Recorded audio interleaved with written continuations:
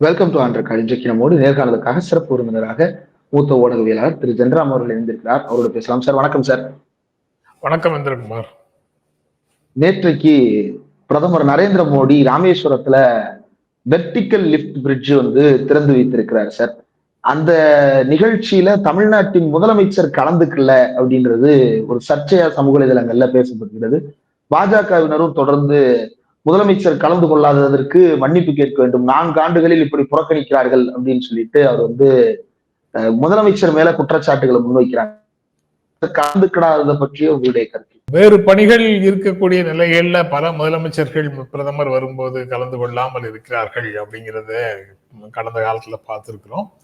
வாஜ்பாய் இங்க வரும்போது, சென்னை மெரினால ஒரு கூட்டத்துக்காக வரும்போது, அப்போது முதலமைச்சராக இருந்த ஜெயலலிதா இங்க இருந்து திருச்சிக்கு போயிட்டாங்க.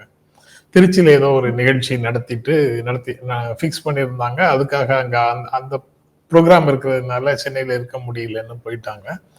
அந்த மாதிரி நீங்க எங்கே வருகிறீர்களோ அந்த இடத்துல இருக்க முடியாத ஒரு சூழல் வேறு பணிகள் காரணமாக முதலமைச்சருக்கு இருந்ததுன்னா, தமிழக அரசு சார்பாக வேறொரு அமைச்சரை அனுப்பி வைக்கிறது அப்படிங்கிறது நடைமுறையாக இருக்கு. அந்த நடைமுறையை திமுக அரசு பின்பற்றி இருக்கிறது அப்படின்னு தான் நான் நினைக்கிறேன். அவரே வரல அப்படின்னு சொல்றது அரசியல் செய்வதற்காக சொல்றாங்க அப்படிங்கறதை தாண்டி அதுக்கு பெரிய முக்கியத்துவம் கொடுக்க வேண்டிய அவசியம் இல்லை அப்படின்னு நினைக்கிறேன். வராம இருக்கிறதுக்கு பின்னாடி அரசியல் காரணங்கள் இருந்தாலும் அது தப்பு இல்லையே சார்? ஆனா அப்படி ஒரு அறிவிப்பு கூட கொடுக்கலாம்ல, நான் புறக்கணிக்கிறேன்ற மாதிரியான அறிவிப்புகள் அப்படி கூட வரலாம் இல்லையா சார்? அது தப்புன்னு நம்ம சொல்ல முடியுமா? புரோட்டோகால் அப்படிங்கிறது chief minister should receive prime minister அப்படிங்கிறது புரோட்டோகால்ல சொல்றாங்க. அதனால அரசியல் காரணங்களுக்கு அப்பாற்பட்டு பிரதமர் வரும்போது முதலமைச்சர் வரவேற்று கொண்டு இருக்கிறார்கள். எல்லா முதலமைச்சர்களும் வரவேற்று கொண்டு இருக்கிறார்கள். எக்ஸப்ஷனல் அக்கேஷன்ஸ்ல வர முடியாத சூழல் இருந்தால் வருவதில்லை. அது நீங்க சொல்ற மாதிரி பொலிட்டிக்கல் ரீசன்ஸ் காரணமாக ஏற்படுகின்ற சோர்வு காரணமாக, மனச்சோர்வு காரணமாக இருக்கலாம், அல்லது அதுல வரக்கூடிய அநீதி இழைக்கப்பட்ட உணர்வு காரணமாக இருக்கலாம். அந்த மாதிரி காரணங்களால ஏதாவது சோர்வாக இருந்தால் அந்த சோர்வு காரணமாக கூட வராம இருக்கலாம். அதை நேரடியாக காரணமாக சொல்லி புறக்கணிக்கிறோம்னு யாரும் சொல்றது இல்லை.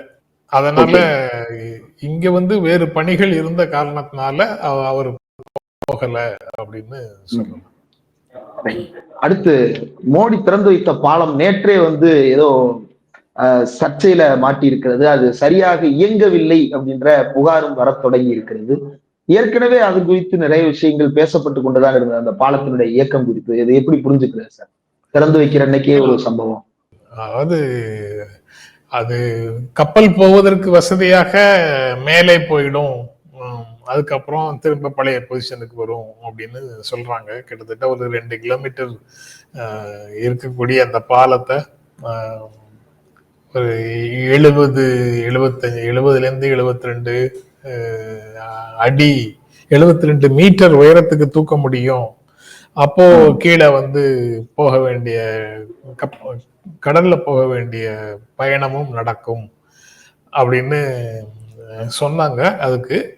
ஆனால் அது அப்படி மேலே ஏற்றி கீழே இறக்குவது அப்படிங்கிற பிரச்சனை வரும்போதுதான் அது பேலன்ஸ் தவறி நிற்கிறதாக நேற்று செய்திகள்ல சொல்றாங்க. அது உடனடியாக சரி செய்யப்படும் அப்படின்னு நினைக்கிறேன். பட்டிருக்கும் கூட நினைக்கலாம். ஒரு டவுட் சார், இப்போ நம்ம பாம்பன் பிரிட்ஜ் அங்க ஏற்கனவே வேற ஒரு டைப் ஆஃப் அங்க ஒரு கேண்டிலிவர் பிரிட்ஜ் ஆல்ரெடி இருந்தது. அது 2 பக்கமும் இப்படி விங் ஷேப்ல விரிந்து மூடும்.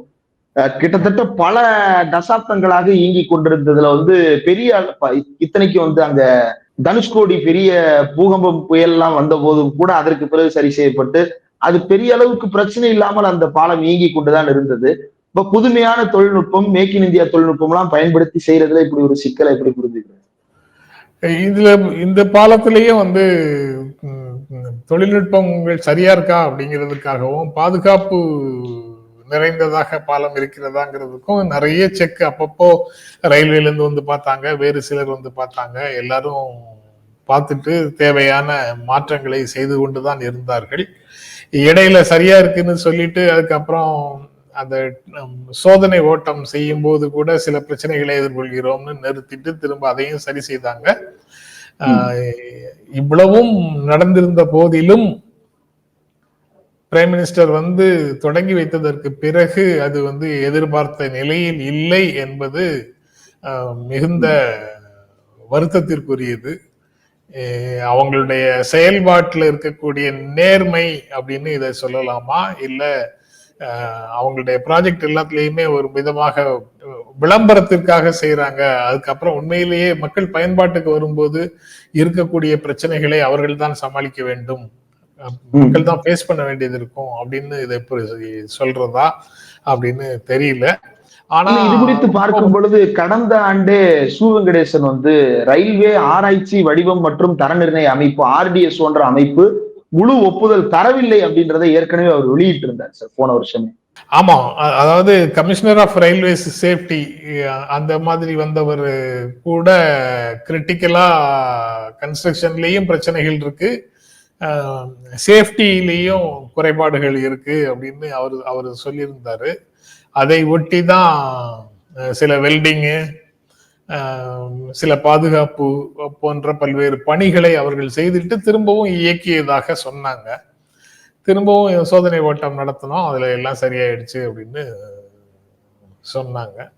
ஆனா பிரச்சனைகள் இருக்கு அப்படிங்கிறது இப்ப தெரியுது.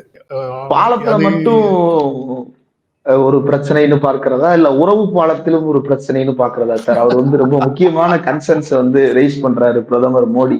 நான் தமிழ்நாட்டு ரயில்வேக்காக எவ்வளவு காசு கொடுக்குறேன் தெரியுமா அப்படின்னு. ஒரு காலத்துல 900 கோடி ஒதுக்கிட்டு இருந்தாங்க, இன்னைக்கு நாங்க 6000 கோடி ஒதுக்கிட்டு இருக்கிறோம், எங்களை பார்த்து நீங்க இப்படி சொல்றீங்களே அப்படின்னு அவர் வருத்தப்படுறாரு சார். 6 மடங்கு 7 மடங்கு அதிகமாக ஒதுக்குகிறோம் அப்படின்னு அவர் சொல்வது எவ்வளவு தூரம் சரியானது அப்படிங்கிறத எப்படி பார்க்கணும்? எவ்வளவு ஜிடிபி எத்தனை மடங்கு உயர்ந்திருக்கிறது, பட்ஜெட் அவுட்லே எவ்வளவு தூரம் உயர்ந்திருக்கிறது அப்படிங்கிறத எல்லாம் வச்சுதான் பார்க்க முடியும். நம்பர் வைஸ் இவங்க எல்லாருமே, நீங்கள் போகக்கூடிய அந்த தொலைக்காட்சி விவாதங்கள்லயும் சரி, நான் போகக்கூடிய தொலைக்காட்சி விவாதங்கள்லயும் சரி, பாரதிய ஜனதா கட்சியிலிருந்து வரக்கூடிய பிரமுகர்கள் உடனடியாக சொல்லக்கூடியது 2004 இருந்து 2014 வரைக்கும் 10 ஆண்டுகள் ஐக்கிய முற்போக்கு கூட்டணி கொடுத்த காசை விட 2014 இருந்து 2024 வரைக்கும் பாஜக கொடுத்த காசு தமிழ்நாட்டுக்கு அதிகம் அப்படின்னு தான் சொல்றாங்க. கிட்டத்தட்ட அதே மாதிரியான கருத்தை, அதே கருத்தை பிரதமரும் சொல்லிட்டு, இருந்தாலும் இன்னும் எவ்வளவு கொடுத்தாலும் சிலர் அழுது கொண்டே இருக்கிறார்கள் அப்படின்னு சொல்றாரு. இதுல சார் ஒரு விஷயத்த உணர முடியுது சார். அவர் வந்து அதை வந்து அன்றைய இந்திய அலையன்ஸ் அப்படின்னு சொல்லி அதை குறிப்பிடுறாரு சார். அப்படி குறிப்பிடும் பொழுது அவர் சொல்றாருன்னா, அன்னைக்கு அதை யாரு வந்து தமிழ்நாட்டுல தலைமை தாங்கி கொண்டிருந்தான்னு உங்களுக்கு தெரியும் அப்படின்றத வந்து ஒரு பொலிட்டிக்கல் ஸ்டேட்மெண்டா மேக் பண்றாரு சார். ஒரு லேமன் அண்டர்ஸ்டாண்டிங்ல கொஞ்சம் யோசிச்சு பார்க்கும் பொழுது இன்னைக்கு ரயில்வேஸ்ல வந்து கொஞ்சம் வேகமா கூட போயிட முடியுது. சென்னைக்கும் மதுரைக்கும் வைகை எக்ஸ்பிரஸை விட ஒரு 1 hour கொஞ்சம் சீக்கிரமா போக முடியுது. அதற்காக வைகை எக்ஸ்பிரஸ் டிலே பண்ணியிருக்கிறாங்க அப்படின்றதும் வந்து இன்னொரு பக்கம் பலராலும் முன்வைக்கப்படுகிறது. வைகை மாதிரியான பல ரயில்களை தாமதப்படுத்தி இருக்கிறாங்க. ஆனா ஒரு 10 years பிஃபோர் ரயில்வேல இருந்த சாட்டிஸ்பாக்சனையும் இப்ப இருக்கிற ரயில்வேல இருக்கிற சாட்டிஸ்பாக்சனையும் நீங்க எப்படி பாக்குறீங்க சார்? லேமன் அண்டர்ஸ்டாண்டிங்ல லல்லு பிரசாத்தினுடைய பட்ஜெட்டா இருக்கட்டும், அல்லது வந்து அப்போது ரயில்வேக்கு தனியா இருந்த பட்ஜெட், அதன் மூலமா மூத்த குடிமக்களா இருக்கட்டும், பேசஞ்சர் ட்ரெயின்ஸா இருக்கட்டும், இன்றைக்கும் அதே சாட்டிஸ்பாக்சன் லெவல் இருக்கிறதா நீங்க பாக்குறீங்களா? அதாவது ஒரு சிலர் ரொம்ப, அதாவது பொலிட்டிக்கலா தான் எல்லா விஷயங்களையும் பாக்குறாங்க. இந்த வந்தே பாரத் ரயில்கள்ல போகக்கூடியவர்கள் சிலர் மட்டும் ஆகா ஓஹோன்னு கொண்டாடுறாங்க. அதே வந்தே பாரத்ல போகக்கூடிய இன்னும் பலர் வந்து கேன்டீன் சர்வீசஸ் ரொம்ப ரொம்ப புவர்.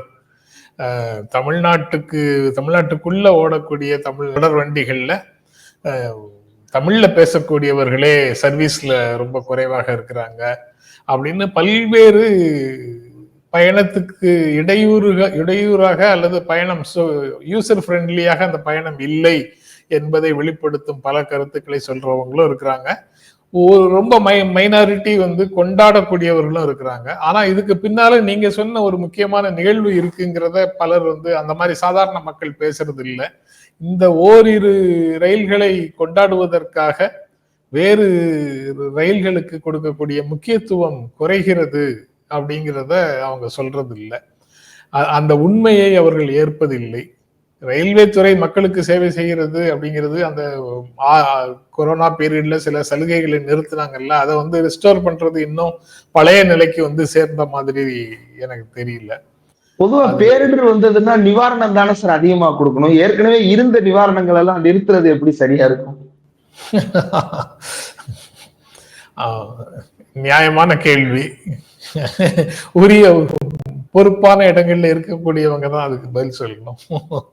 ரொம்ப முக்கியமான கேள்வி. சலுகைகள் தான் கொடுக்கணும். மேலும் அது நின்று போயிருந்த சேவைகள் மீண்டும் உயிர்ப்பிக்கப்பட வேண்டும் அப்படின்னா இன்னும் கூடுதலாக சலுகைகளை தான் கொடுக்கணும். ஆனால் அப்படி நடக்கல. மக்களுக்கு கொடுக்கப்பட்டு கொண்டிருந்த அனைத்து சலுகைகளையும் பறிப்பதையே நோக்கமாக கொண்டிருக்கிறது அப்படிங்கிறது. நம்ம முதல்ல பதவியேற்ற உடனே 2014 நீங்க வாங்குற கேஸ் சிலிண்டருக்கான மானியத்தை நீங்க வேண்டாம்னு எழுதி கொடுங்க, வாலண்டரியா கொடுங்க அப்படின்னு சொன்னது. அதுக்கப்புறம் 10 லட்சம் ரூபாய் ஆண்டு வருமானம் இருந்தால் கிடையாது அப்படின்னு சொல்லி யூனிலேட்டரலா ஒரு முடிவு எடுத்தது அப்படின்னு தொடங்கி, அதுக்கப்புறம் இன்றைக்கு பெட்ரோல் கச்சா எண்ணெய் வந்து சர்வதேச சந்தையில கச்சா எண்ணெயினுடைய விலை கடுமையாக வீழ்ச்சி அடைந்த போதிலும் கலால் வரியில 2 ரூபாயை உயர்த்தி மக்களுக்கு அந்த பலன் விலை சர்வதேச சந்தையில கச்சா எண்ணெய் விலை குறைவு அப்படிங்கிறதுக்கான பலனை மக்கள் அடைய விடாமல் மக்களுக்கு இன்னும் விலை உயர்ந்து கொண்டே இருப்பது போலவே பெட்ரோல் விலைகளை வைத்து கொண்டிருக்கும் அரசு இப்படித்தான் மக்கள் நலன்ல இல்லைங்கிறது பயங்கரமா எஸ்டாப்ளிஷ் ஆன ஒரு விஷயம்.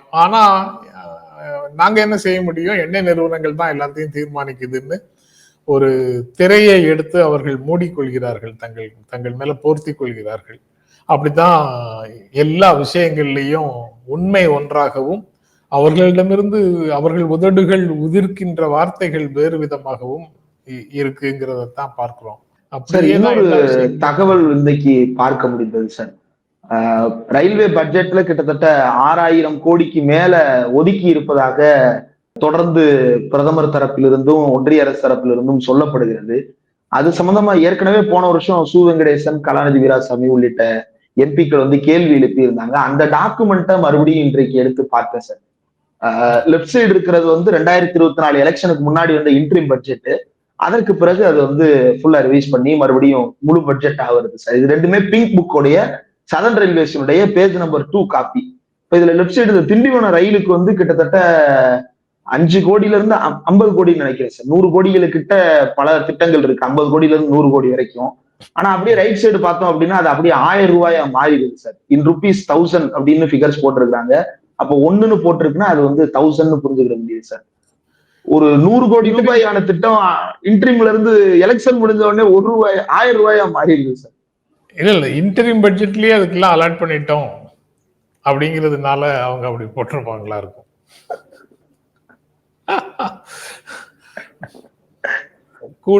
கூடுதலாக அலாட் பண்ண வேண்டாம் அப்படின்னு நினைச்சிருப்பாங்க. இனி அது அடுத்த கட்டமாக எப்படி ஆகும்? போன வருஷமே அலாட் பண்ணிட்டோம், இந்த வருஷம் அலாட் பண்ண வேண்டாம். 4 வருஷத்துக்கு முன்னாலேயே நாங்க அலாட் பண்ணிட்டோம், இந்த வருஷம் அலாட் பண்ண வேண்டாம். வேறு ப்ரையாரிட்டிஸ் எல்லாம் இருக்கு. உங்களை விட மோசமாக இருக்கக்கூடிய குழந்தைகளை நாங்கள் கவனிக்க வேண்டாமா? உங்களையே கவனித்துக் கொண்டிருந்தால் போதுமா அப்படின்னு கேட்பாங்க. அப்படின்னு சொன்னாலும் சொல்லுவாங்க. அந்த மாதிரியான ஒரு திசையை நோக்கி தான் நம்ம போயிட்டு இருக்கிறோம். அவரு பழைய அமைச்சர்கள் அப்படின்னு சொல்றாரு. லாலு பிரசாத் யாதவ் இருந்திருக்கிறாரு, மமதா பானர்ஜி இருந்திருக்கிறாங்க, அவங்க பீரியட்லயே கூட இருந்திருக்கிறாங்க. அதுக்கு பிறகு லாலு பிரசாத் இருந்திருக்கிறாரு. எல்லாமே ஒரு மாதிரி நன்றாக செயல்பட்ட மாதிரி தான் இருந்தது. கேட்டா இப்ப இவங்க வந்தே பாரத் யாரு விட்டதுன்னு கேட்பாங்க. வசந்தன் கோ விளம்பரம் ஒண்ணு வரும் சார். அந்த காலம் அது வசந்தன் கோ காலம் அப்படின்னு சொல்லிட்டு ஒரு ஆட் வரும் சார். அந்த மாதிரி இருக்கு சார். அது சிம்பாலிக்கா சொல்றாங்களா? அது காங்கிரஸ் காலத்தை அவங்களுடைய காலமாக சொல்றாங்களா தெரியல. இது வந்ததுக்கு அப்புறம் அந்த குறிப்பாக பிரதமர் திறந்து வைக்கக்கூடிய ட்ரெயின்ல எந்த பிரச்சனையும் இல்லாம பார்த்துக் கொள்வது அப்படிங்கிற முன்னுரிமையை காட்டுகிறார்கள். மாடு முட்டாத வரைக்கும், மாடு முட்டாத வரைக்கும். அதான் எனக்கு அந்த எல்லாம் எங்க திரும்பினாலும் அந்த 16 வயது நிலையில அந்த கோழி, பக்கத்து வீட்டு கோழியை எடுத்து வச்சவங்க, அவங்க அந்த காந்திமதி அம்மாட்ட கமலஹாசன் சொல்லுவாரு, காந்திமதி அம்மா அந்த பக்கத்து வீட்டு கோழியை எடுத்து வெள்ளை கோழியை வந்து மேல இங்கு தெளிச்சு ப்ளூ வாக்கி வச்சிருப்பாங்க. அப்போ ஒரு இப்படி எல்லாம் பண்ண முடியாதே. அதுக்கு கமலஹாசன் சொல்லுவாரு, மழை பெஞ்சா வெள்ளைக்கோழின்னு தெரிஞ்சு போயிடும் அத்தாவு அப்படின்னு சொல்லுவாரு. அந்த மாதிரிதான் மாடு முட்டாத வரைக்கும் இந்த ட்ரெயின்கள் எல்லாம் சிறப்பான ட்ரெயின்கள் அப்படிங்கிற மாதிரி தான் சொல்ல வேண்டியது இருந்தது. இப்ப மாடு முட்டுறது இல்லைல்ல. அப்ப டெக்னாலஜி இம்ப்ரூவ் ஆயிருக்குன்னு தானே அர்த்தம். மாட்டோட டெக்னாலஜியா சார்?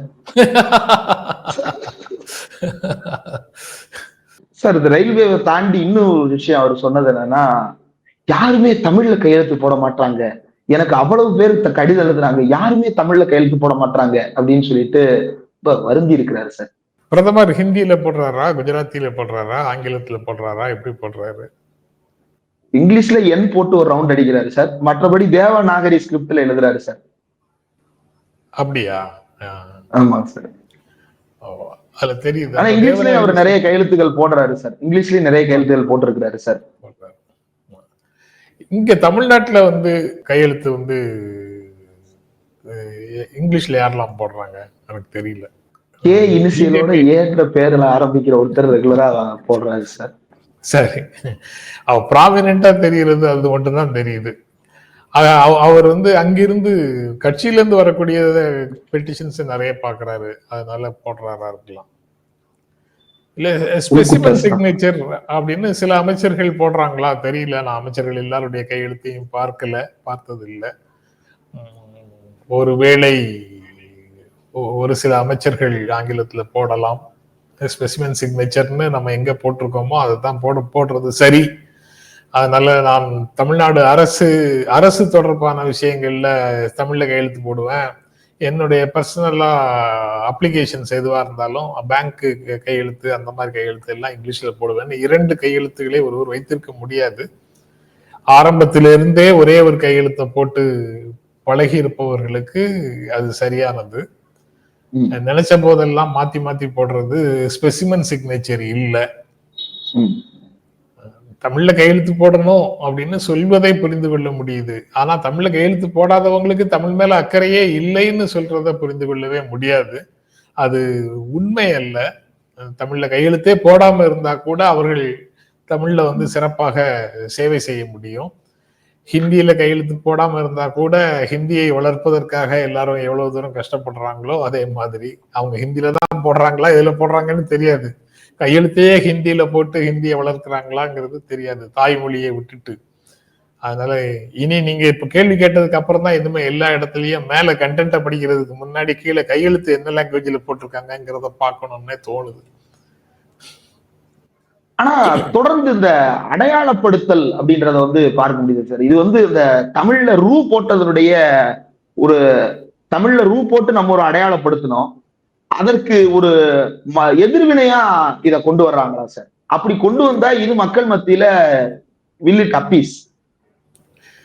இல்ல, அடிப்படையான வேறு சில பிரச்சனைகள், மக்களுக்கு நிறைய பிரச்சனைகள் இருக்கு, அதுல முன்னுரிமை இல்லாத வேறு சில பிரச்சனைகள் இருக்கும்ல, அதை ஹைலைட் பண்றது, அதை வைத்து திமுகவை குறை சொல்வது, திமுக கூட்டணி கட்சிகளை குறை சொல்வது, தமிழ்நாட்டு அரசை குறை சொல்வது அப்படிங்கிற உத்தியை அவங்க கையில எடுத்திருக்கிறாங்க. பாஜக மட்டும் இல்ல, ஒன்றிய அரசு சார்ந்தவர்கள் மட்டும் இல்ல, இங்கு இருக்கக்கூடியவர்களும் சில பேர் அந்த மாதிரி விஷயங்களை கையில எடுக்கிறாங்க. அது உண்மைதான். அதாவது அவங்க பிரச்சனைகளை கையில எடுக்கிறாங்கிறது உண்மைதான். பட் இந்த மாதிரி விஷயங்கள் எல்லாமே வந்து ஒரு நாள்ல சரியாகக்கூடியது. அடிப்படையாக மாற்ற வேண்டிய விஷயங்களை பற்றி, அடிப்படையாக தீர்வு காண வேண்டிய விஷயங்களை பற்றி கவலைப்படாமல் இந்த மாதிரி பிரச்சனைகளை பெரும் பிரச்சனைகளாக மக்கள் முன்னால விரித்து காட்டுவது ஒரு தேர்தல் பிரச்சார உத்தியாக வச்சிருக்கிறாங்க அப்படின்னு தான் இதை பார்க்கும்போது, இதை பத்தி பேசும்போது அந்த உணர்வு தான் வருது. Okay, right. தொடர்ந்து தமிழ்நாட்டின் மீது கவனம் குவிவதை பார்க்க முடியுது சார். அமித்ஷா மாதம் ஒரு முறை வந்து போகிறாரு, கிட்டத்தட்ட 2 வாரத்துக்கு ஒரு முறை கூட அடுத்து வருவதற்கு திட்டம் போடுறாங்கன்னு நினைக்கிறேன். மோடி இப்ப தமிழ்நாட்டை குறிவிட்டு கிட்டத்தட்ட 2024 தேர்தலுக்கு முன்னாடி பார்த்த ஒரு சூழலை இப்போ பார்க்க முடியுது. தொடர்ச்சியா நிர்மலா சீதாராமனா இருக்கட்டும், அமித்ஷாவா இருக்கட்டும், அஸ்வினி வைஷ்ணவா இருக்கட்டும், இப்படி பல பேர் வந்து தமிழ்நாட்டின் பக்கம் கவனத்தை திருப்புகிறார்கள். தேர்தல் காலம் தொடங்கி விட்டதா சார்? தேர்தல் காலம் தொடங்கி விட்டது. அதனால இப்ப நீங்க கேக்குறீங்கல்ல, இப்போ 20 நிமிஷம் பேசியிருக்கிறோம்னா 20 நிமிஷம் பிஜேபி அல்லது பிரதமர் அல்லது ஒன்றிய அரசு தொடர்பாக பேசியிருக்கிறோம்ல, இதையே வந்து தேவையில்லாத பேச்சு.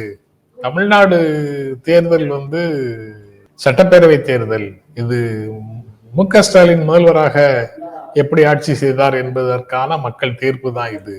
ஸ்டாலின் வேணுமா வேண்டாமா என்பதுதான் அதனுடைய எளிய புரிதல். அதனால இதுல வந்து மோடி வேணுமா வேண்டாமாங்கிற மாதிரி அந்த நேரேட்டிவை மாத்தி செட் பண்றது அயோக்கியத்தனம் அப்படின்னு எல்லாம் சில நண்பர்கள் சொல்றாங்க. சில கேள்விகள் கேட்கணும்னு தோணுது சார். கேட்டா செடிசல்னு சொல்லிடுவாங்களோன்னு பயமா இருக்கு சார். சரி, அதை ஒட்டிதான் நான் அந்த ஒரு கேள்வி நான் உங்ககிட்ட கேட்கணும்னு நினைக்கிறேன். இதெல்லாம் எப்படி எதிர்கொள்றீங்கன்னு கேட்கணும்னு நினைக்கிறேன். மோடி அரசை பற்றி பேசுவது அயோக்கியத்தனம் அப்படின்னு ஒரு சிலர் சொல்றாங்க. இன்னும் வேறு சிலர் என்ன சொல்றாங்கன்னா, பாஜக பூந்துடும் அப்படின்னு சொல்லி நம்மளை மிரட்டியே வந்து திமுகவை ஆதரிக்க செய்கிறார்கள் அப்படின்னு சொல்றாங்க. சார், இது 2 விஷயம். முதல்ல ஒரு விஷயத்த நம்ம கிளாரிஃபை பண்ண வேண்டியது இருக்குன்னு நினைக்கிறேன் சார். பாஜகவின் ஆட்சி, அதாவது நேரடியாக பாஜகவின் ஆட்சி அல்லது வந்து தமிழ்நாட்டில் பாஜகவை ஆதரிப்பவர்களுடைய ஆட்சி அமையாமல் தடுத்து நிறுத்தியது அப்படின்றது தமிழ்நாட்டில் நேரடியாக பாசிசம் காலூன்ற முடியாமல் அல்லது அரசியல் ரீதியாக தமிழ்நாட்டு தலைமை பீடத்திலிருந்து அதை செய்ய முடியாதபடிக்கு நாம தடுத்து நிறுத்தி இருக்கிறோம். ஆனால் அதே நேரத்துல நாம இந்த இந்திய நிலப்பரப்புக்கு உள்ளதான் இருக்கிறோம். அது வெறுமனே ஜியாகிரபிக்கலா மட்டும் இல்ல, பொலிட்டிக்கலாவும் இந்தியான்ற அந்த பொலிட்டிக்கல் டெமோகிராபிக்கு உள்ளுக்குள்ளதான் நாமளும் வாழ்ந்து கொண்டிருக்கோம். அப்போ பாஜக இந்தியா முழுவதும் செய்து கொண்டிருக்கக்கூடிய பாசிச திட்டங்களையோ அல்லது சாதிவெறி, மதவெறி மற்றும் இனவெறி திட்டங்களையோ தமிழ்நாட்டிற்குள் வராமல் தடுப்பதற்கு நாம வந்து பூமிக்கும் வானத்துக்கும் இடையில் இருக்கக்கூடிய அட்மாஸ்பியர் போல இங்க ஒண்ணு உருவாக்கிட முடியாது. அப்படி ஒரு அட்மாஸ்பியரை உருவாக்கணும் அப்படின்ற ஒரு ஆசை நமக்கு இருந்தாலும் அப்படி எல்லாவற்றையும் செய்துவிட முடியல. அதை தாண்டி இங்க பல வகையான பெனிட்ரேஷன்ஸ் இருந்திருக்குது. 10 ஆண்டுகளாக அல்லது அதற்கும் மேலாகவே தமிழ்நாட்டுல பாஜகவோ RSSஓ சாதிவெறி கும்பல்களோடு, மதவெறி கும்பல்களோடு, இனவெறி கும்பல்களோடு ஏற்படுத்தி இருக்கக்கூடிய உறவு என்பது இப்ப வெளிப்படையா வர தொடங்கி இருக்கிறது. சீமான் உள்ளிட்டவர்கள் இன்றைக்கு வந்து எங்க உட்கார்ந்து இருக்கிறாங்க, எடப்பாடி பழனிசாமி எங்க உட்கார்ந்து இருக்கிறாங்க, அதிமுகவை ஒருங்கிணைக்க போகிறேன்னு சொல்றவங்க எங்க உட்கார்ந்து இருக்கிறாங்கன்னு பார்ப்பதன் மூலமாகவே நம்மளால இதை வெளிப்படையா புரிந்துகிட முடியும். அப்போ இங்க திமுக ஒரு குறைந்தபட்ச பாதுகாப்பு அரணாக இருக்கிறது. சமூக தளத்துக்குள்ள நடக்கக்கூடிய பல்வேறு விஷயங்களை வந்து இதன் காரணமாகவே பாஜகவை திமுக எதிர்க்கிறது என்கின்ற காரணமாகவே இந்த பழிகள் எல்லாவற்றுக்கும் திமுகவை ஆளாக்குவது அப்படின்றது வந்து ஒரு எஸ்கேபிசமா நான் பாக்குறேன் சார். இதை வெறுமனே திமுக எல்லாத்தையும் அரசாங்கம் பார்த்துக்கிடும் அப்படின்னு சொல்லி தள்ளி விட்டுட்டோம் அப்படின்னா நம்முடைய பொறுப்புகள்ல இருந்து நம்ம தப்பிச்சிடலாம், அல்லது வந்து நம்முடைய வேலைகளை வந்து யாரும் கேள்வி கேட்க மாட்டாங்க அப்படின்ற ஒரு எஸ்கேபிசம் இதுக்குள்ள இருக்கும். அதுதான் கேள்வியே. அதுதான், அதாவது நாங்க தான் உங்களுக்கு வாக்களிச்சு உங்களுக்கு ஆட்சியை கொடுத்திருக்கோம்ல, அப்புறம் பாஜகவுக்கு மக்களவை தேர்தலில் வாக்களிக்காமலும் இருந்திருக்கோம்ல, அப்போ பாஜக வந்துரும்னு நீங்க சட்டப்பேரவை தேர்தலையே ஏன் சொல்றீங்க? நீங்களே எல்லாத்தையும் சரி பண்ண வேண்டியது தானே அப்படிங்கிறது தான் அதுல இருக்கக்கூடிய கேள்வி. அது எத்தனை வருஷ பிரச்சனையாக இருந்தாலும் சரி, திமுக ஆட்சிக்கு வந்த உடனே அடுத்த நாளே அதுக்கான தீர்வுகளை எல்லாம் செயல்படுத்தியிருக்க வேண்டும் அப்படின்ற ஒரு எதிர்பார்ப்பை முன்வைக்கிறாங்க. அதான் சார், இப்ப மன்னர் ஒருத்தர் வந்து திடீர்னு நான் பூனைக்கு மணி கட்டுகிறேன் அப்படின்னு அறிவிக்கிறாரு. அந்த பூனைக்கு மணி கட்டுகிறேன்ற அறிவிப்புக்கு பிறகுதான் அவர் வந்து முடிசூடி கொள்ளுகிறார். பூனைக்கு மணி கட்டுற நாள் வந்து விட்டது. ஒரு பூனை கொண்டு வரப்படுகிறது, அதன் கழுத்தில் மணி கட்டப்படுகிறது. என்னப்பா பூனைக்கு மணி கட்டுறேன்னு சொன்னீங்க அப்படின்னு கேட்டா, ஆமா கட்டிட்டோம் அப்படின்னு சொன்னோம்னா, நீ என்ன வெள்ளை பூனைக்கு கட்டுற, நீ கருப்பு பூனைக்கெல்லாம் மணி கட்டி இருக்கணும், வெள்ளை பூனையை மணி கட்டி கருப்பு பூனையை புறக்கணிக்கிறாயா? இல்ல சரி கருப்பு பூனை கட்டுவோம் கொண்டு வா அப்படின்னா அப்ப கருப்பு பூனைக்கு கட்டி நீ சாம்பல் நிற பூனையை புறக்கணிக்கிறாயா? சரி, சாம்பல் நிற பூனையை கொண்டு வா, சாம்பல் நிற பூனையை கட்டி இளஞ்சிவப்பு பூனையை புறக்கணிக்கிறாயா அப்படின்னு சொல்லிட்டு இது ஒரு இதா டெவலப் பண்ணிக்கிட்டே போறது. அரசு தன்னாலான முயற்சிகளை செய்கிறது. அதுல உள்ளபடியே குறைகள் இருக்குது அல்லது ஆரோக்கியமான விவாத போக்குகள் இருக்கிறது அப்படின்னா அதை முன்வைக்கிற அரசியல் கட்சியிலும் இருக்கிறார்கள். ஆனால் இந்த 2 பேருக்கும் இடையில ஆரோக்கியமான கருத்துக்களை முன்வைக்கக்கூடிய எதிர்கட்சிகளும், அதாவது எதிர்கட்சி நான் சொல்றது அதிமுக, பாஜக, பாமக தவிர்த்து பாமக கூட அவ்வப்போது யோசிக்கலாம். பாமக நிறுவனர் ராமதாஸ் இப்ப சிஎம்ஆர்எல் நிறுவனத்தை பற்றி ஒரு விஷயத்த சொல்றாரு. சிஎம்ஆர்எல் கையில இருக்கும்போது ஒரு மாதிரி இருக்கும், டெல்லி மெட்ரோ நிர்வாகத்துக்கு அந்த ஒப்பந்தத்தை கொடுக்க கூடாது அப்படின்னு அவர் சொல்றாரு அப்படின்னா ஓகே, இது ஆரோக்கியமா பரிசீலிக்கக்கூடிய ஒரு விஷயம். காலை உணவு திட்டத்துல அல்லது பகல் உணவு திட்டத்துல, சத்துணவு திட்டத்துல ஏதோ ஒரு குறை இருக்கிறது, அதை சுட்டி காட்டுறாங்க அப்படின்னா அதை களைய வேண்டியது ஒரு ஆரோக்கியமான போக்கு. அதை தாண்டி பாஜகவோடு மறைமுகமாக கூட்டணி வச்சிருக்கேன்னு சொல்றதும், அல்லது இப்ப கச்சத்தீவு விஷயத்தை பற்றி பேசும் பொழுது எல்லா ஆவணங்களையும் வெளியில எடுத்து கொடுத்தாலும் உங்களுக்கு தெரியாது, ரகசியமா நடந்துச்சு. ரகசியமா நடந்ததை இவங்க மட்டும் 1974 கோபாலபுர சோபாவுக்கு அடியில இருந்து பார்த்திருக்கிறாங்க அப்படின்னா அந்த அளவுக்கு வயசாரிச்சா அல்லது அந்த அளவுக்கு அரசியல் பூனைகளாக அவர்கள் இருந்தார்களா அப்படின்றது தெரியல. இப்படி அனைத்துக்கும் ஒரு கட்சி குறை சொல்லுவது அப்படின்றதனுடைய நோக்கம் என்ன பொது நோக்கத்திற்கு பயன்படுகிறது அப்படின்னா பாஜக இங்கு வளருவதற்குத்தான் பயன்படுகிறதே தவிர, அல்லது பாஜகவினுடைய இருப்பை அதிகப்படுத்துவதற்குத்தான் பயன்படுத்துகிறதே தவிர, அது எந்த விதத்திலும் நம்முடைய ஆரோக்கியமான சூழலையோ அல்லது ஒரு சமத்துவமான சூழலையோ உருவாக்குவதற்கு பயன்படவில்லை அப்படின்ற அந்த ரியாலிட்டி. மோடி எதிர்த்து கேட்காதீங்க, இது ஸ்டாலினுடைய ரூல் எப்படி இருந்தது அப்படின்றது. சரி, ஸ்டாலினுடைய ரூல் எப்படி இருந்தது, என்னென்னலாம் ஸ்டாலினுடைய ஆட்சியில அளவிட வேண்டியது? ஒன்று, சமூகவியல் ரீதியாக ஆட்சி எப்படி இருந்தது. இரண்டாவது, அரசியல் ரீதியாக ஆட்சி எவ்வாறு இருந்தது. பொருளாதார ரீதியாக ஆட்சி எவ்வாறு இருந்தது. இந்த மூன்றிலும் பாஜக நடத்துகின்ற ஒன்றிய அரசுக்கும் தமிழ்நாடு அரசுக்கும் தொடர்பே இல்லையா? சமூகவியல் அப்படின்னு வரும் பொழுது எல்லா திட்டங்கள்லயும் ஒன்றிய அரசாங்கத்தினுடைய பங்குன்னு ஒண்ணு இருக்குது. அது பொருளாதாரத்தோடு தொடர்புடையதா இருக்குது. அந்த பொருளாதாரத்தை ஒன்றிய அரசு தர வேண்டியதாக இருக்கிறது, அது தரமாட்டேன்னு சொல்லுது. அப்ப ஸ்டாலின் ஆட்சி மதிப்பிடுவது அப்படின்னா ஸ்டாலின் கைகளில் என்ன இருக்கிறது, என்ன இல்லாமல் இருக்கிறது, அவரால் உன்னை டெலிவர் பண்ண முடியல அப்படின்னு சொல்றாங்கன்னா அந்த டெலிவர் பண்ண முடியாததுக்கு அவரிடம் ரிசோர்சஸ் இருந்து டெலிவர் பண்ணாம வச்சிருந்தாரா, அல்லது ரிசோர்சஸ வேற யாராவது கைப்பற்றி வைத்திருந்தார்களா? ஒரு வீட்டுல நான் நாளைக்கு எல்லாருக்கும் 100 ரூபாய் தரேன்னு ஒருத்தர் சொல்றாரு.